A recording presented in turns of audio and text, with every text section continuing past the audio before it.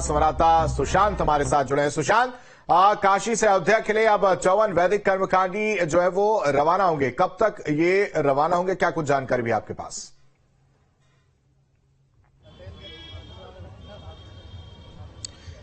देखिए, कुछ ही देर में ये जो 54 वैदिक ब्राह्मण हैं वो इन दोनों बसों पर सवार होकर रवाना होंगे। पूरी तैयारी हो चुकी है। ये वाराणसी से एक्सक्लूसिव तस्वीरें हमारे दर्शक देख रहे हैं कि किस तरीके से जो 54 वैदिक ब्राह्मण है काशी से, वो रामलला की प्राण प्रतिष्ठा कराने के लिए वाराणसी से रवाना हो रहे हैं। हम बात करते हैं उन लोगों से जो वैदिक ब्राह्मण यहाँ से रवाना होंगे। गुरुजी, आज आप लोग रवाना हो रहे हैं काशी से, वहां पर किस तरीके की प्राण प्रतिष्ठा की समारोह शुरुआत होगी और क्या क्या पूजन होगा? जैसे कि सबको पता ही है कि भगवान राम की प्रतिष्ठा होने वाली है। प्रतिष्ठा के जो अंग भूत हैं उनमें भगवान का पहले जो शिल्पी हैं जिन्होंने मूर्ति को गढ़ा है, वो मूर्ति को हम लोग को यानी कि ब्राह्मणों को उसको प्रदत्त करेंगे। हम लोग उसका निरीक्षण करेंगे कि वो उपयुक्त है या नहीं, और वो हमारे पास जब आ जाएगी उसके पश्चात सारी विधियां आगे संपन्न होंगी। जल यात्रा होगी, फिर मंडप में जो है भगवान का पंचांग पूजन होगा, गणेश अंबिका पूजन, वरुण पूजन, षोडश मातृका, व्रत मातृका और नांदी श्राद्ध, ये पंचांग है। ये पंचांग होने के पश्चात फिर आगे की प्रक्रियाएं शुरू होंगी जो प्रतिष्ठांग हैं। प्रतिष्ठा में जो विशेष होता है वो भगवान का स्नपन और भगवान का अधिवासन।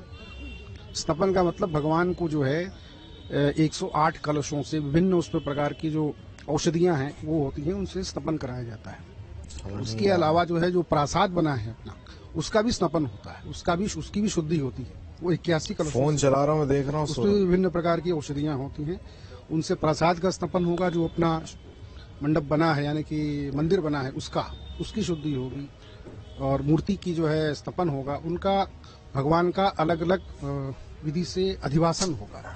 जैसे कि पहले जलाधिवास, उनको जल में रखा जाएगा, फिर घृताधिवास, अन्नाधिवास, फलाधिवास, पुष्पाधिवास, अलग अलग विभिन्न प्रकारों में उनको अधिवासन कराया जाएगा, उसमें रखा जाएगा, उनको शयन कराया जाएगा। और उसके बाद आखिरी में जो है शय्याधिवास होगा, और शय्याधिवास होने के बाद भगवान को जब उठाया जाएगा तो उसी के पश्चात उनकी प्राण प्रतिष्ठा वहां पर।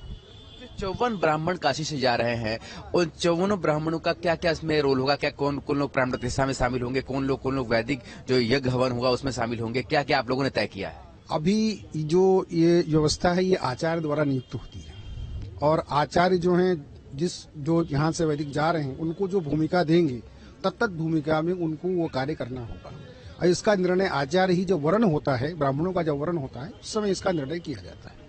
गुरुजी, क्या लगता है आपको कि आज पूरी तैयारी हो चुकी है? काशी जो कि भगवान श्री राम के इष्ट का जगह है, भगवान शिव की नगरी है, वहां से जब वैदिक ब्राह्मण जा रहे हैं तो किस तरीके का उल्लास, किस तरीके का आनंद की अनुभूति कर पा रहे हैं आप? विश्व हिंदू परिषद इस प्राण प्रतिष्ठा के समारोह में पूरे देश और विश्व में लगा है।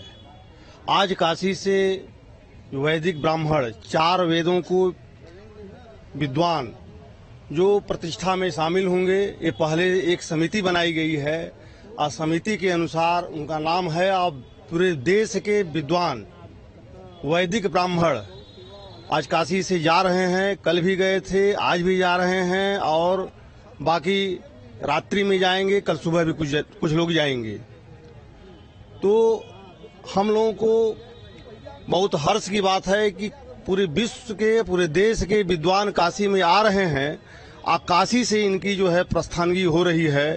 तो विश्व हिंदू परिषद, राष्ट्रीय स्वयंसेवक संघ बहुत हर्षित है और उल्लास से भरपूर है, और हम लोग यहाँ पर इनको व्यवस्था के निमित्त विश्व हिंदू परिषद के नेतृत्व में अयोध्या धाम के लिए आज प्रस्थान करवाएंगे।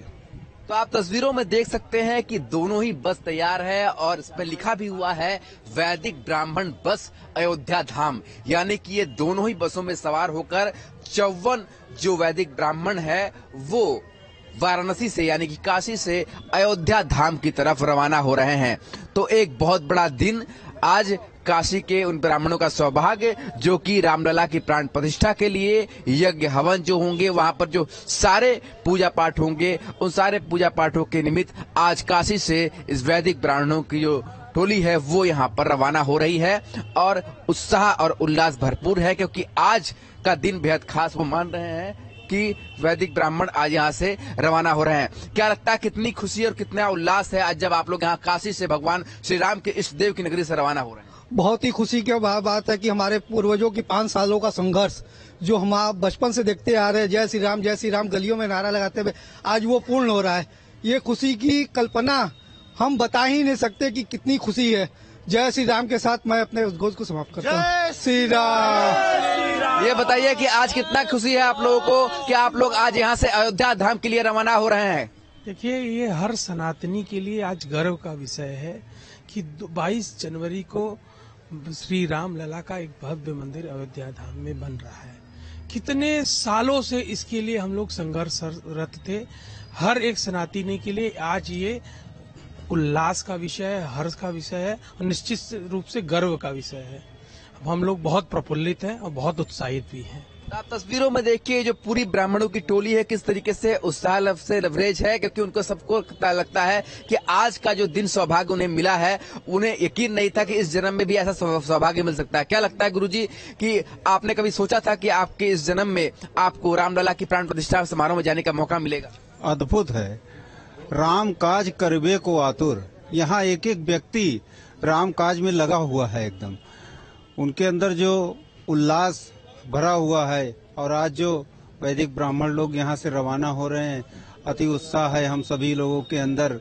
और हम लोग भी काशी में भी भव्य आयोजन का सब मंदिर मठ और घरों को दिवाली मनाने का संकल्प लिया गया है। जय श्री राम, जय जय श्री राम। तो जय जय श्री राम के उद्घोष के साथ आज ये पूरी की पूरी ब्राह्मणों की जो एक टीम है वो वहाँ पर रवाना हो रही है। आप तस्वीरों में देख सकते हैं। गुरुजी, आज कितना आप लोग हर्षित हैं अयोध्या जाने के लिए? ऐसा कोई कल्पना नहीं है कि हम लोग कब से ऐसा प्रतीक्षा करते आ रहे थे, आज वो पूरे होने जा रही है। बहुत बहुत खुशी है। जय श्री राम। तो आप जय श्री राम के नारे के साथ देखिए किस तरीके से जो यहाँ पर वैदिक ब्राह्मण है वो जाने के लिए तैयार है। उनका पूरा जो सामान यहाँ पर पहुंच चुका है और 22 तारीख तक जो पूजन होगा उन पूजन में काशी के ही ये जो ब्राह्मण है वो सम्मिलित होंगे।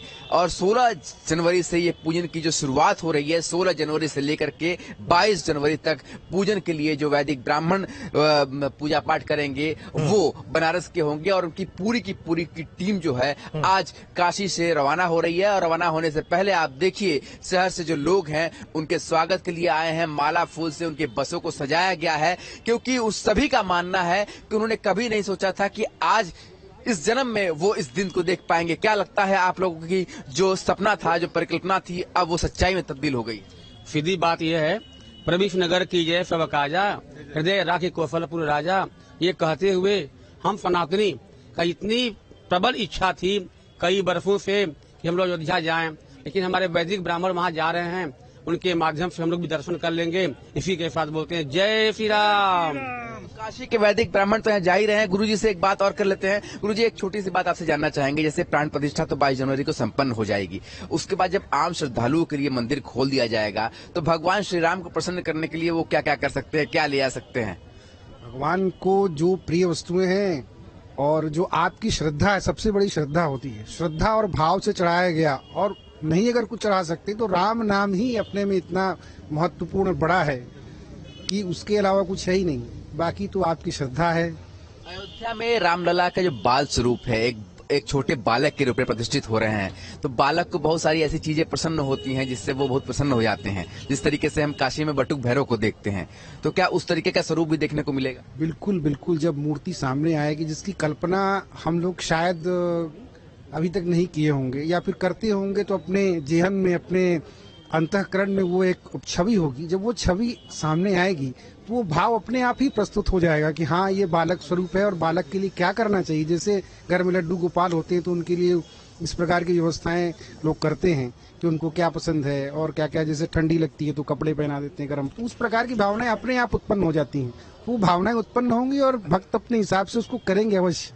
वहाँ पर जो हवन कुंड बनाया गया, हवन कुंड भी आप ही लोगों ने तैयार किया है। उन हवन कुंडों की थोड़ा खासियत बताइए कि जो प्राण प्रतिष्ठा से पहले हवन कुंड बनते हैं तो कितने तरह के हवन कुंड होते हैं और उसकी हिंदू धर्म, सनातन धर्म में क्या मान्यताएं होती हैं?